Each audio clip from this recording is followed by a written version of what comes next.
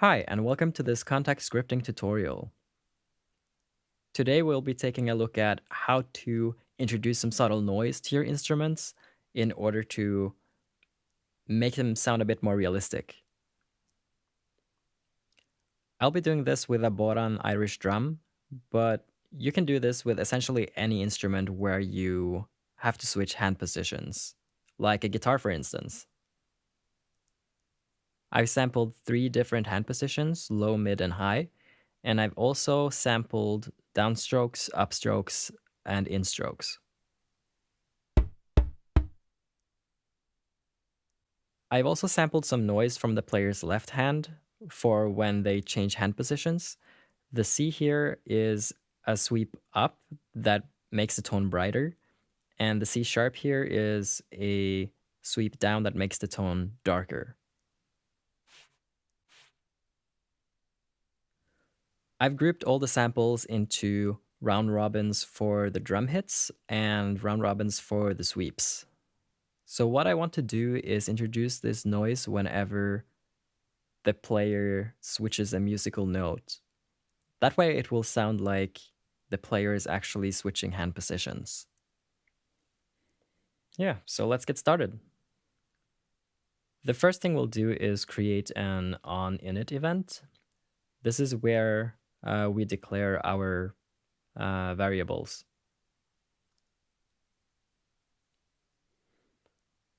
So what kind of variables do we need?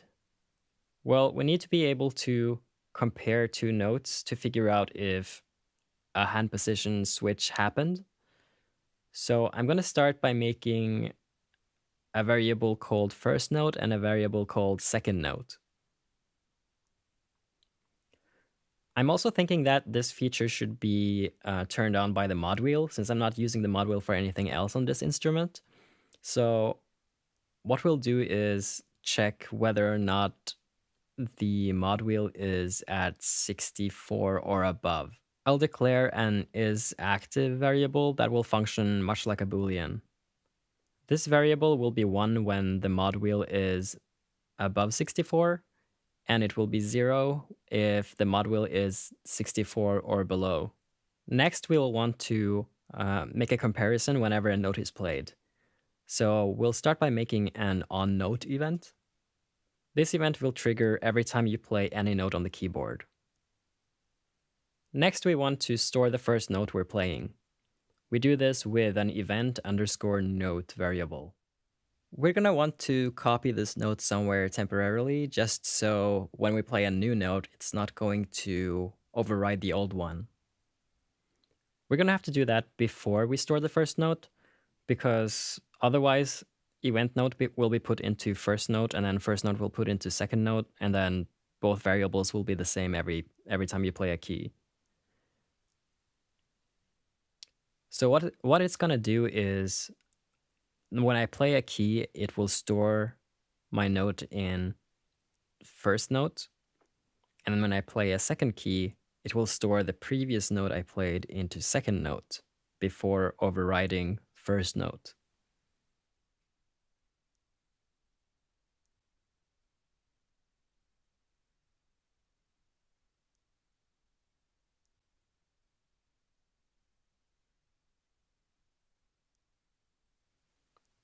A good thing to do is to initialize these variables.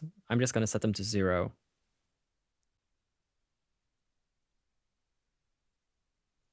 We do this to avoid any potential hiccups when copying first note into second note.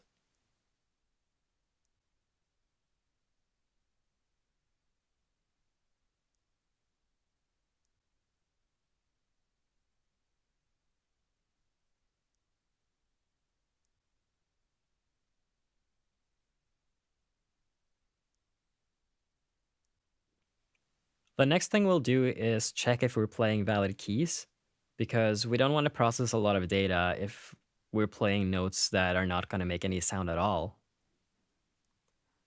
We do this through an if statement, if and if, and we'll be checking if the note we're currently playing is either a C, C sharp, or a D, because those are the only notes I have mapped on my keyboard.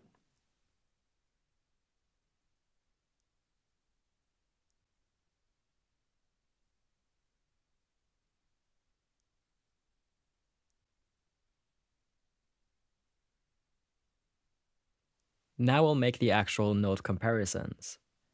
We'll first check if the note number associated with our second note is greater than that of our first note.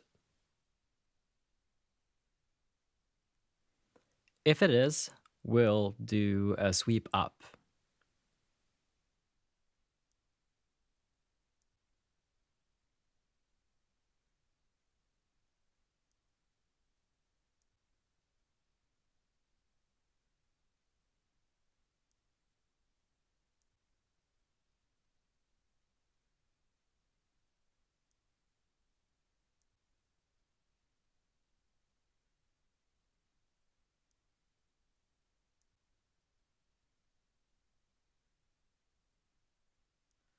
Then, if the opposite is true, if our second note is lower than our first note, we will do a swipe down.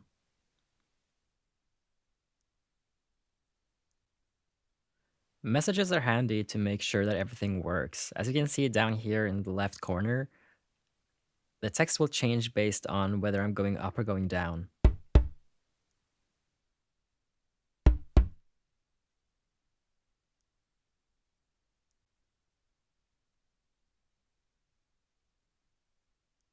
Now we want to play the actual noise.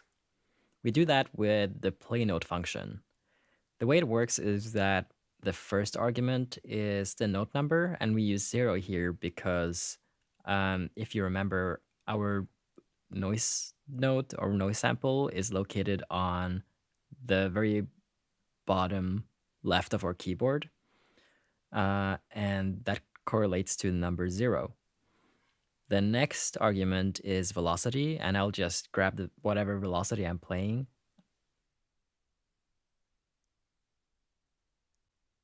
The third argument, I'm not quite sure what it does. I think maybe it has something to do with groups. And the final one is duration.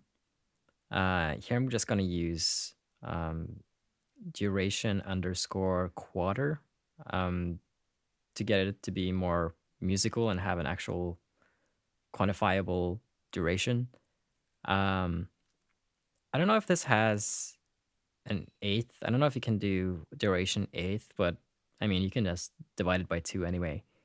And then I want to copy this and change note number 0 to 1 because that's where my sweep down sample is located.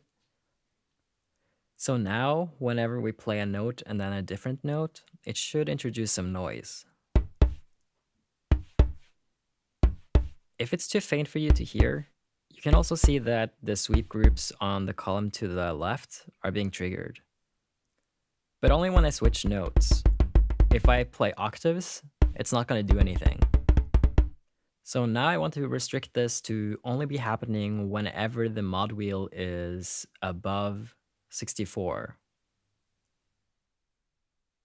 We'll do this by using an onController event. We'll use an if statement to check if any CC messages are coming through.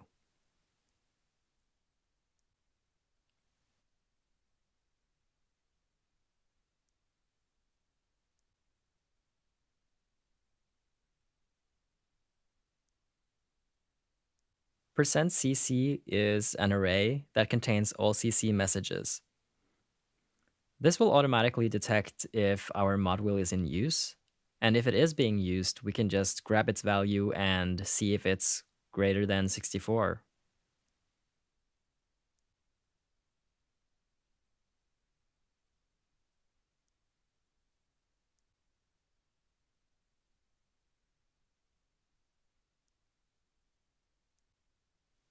And if it is, we will set is active to true or to 1.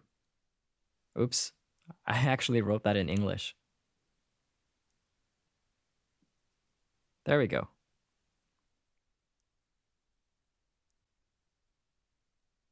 And then if the mod wheel is less than or equal to 64, we will set is active to false or to 0.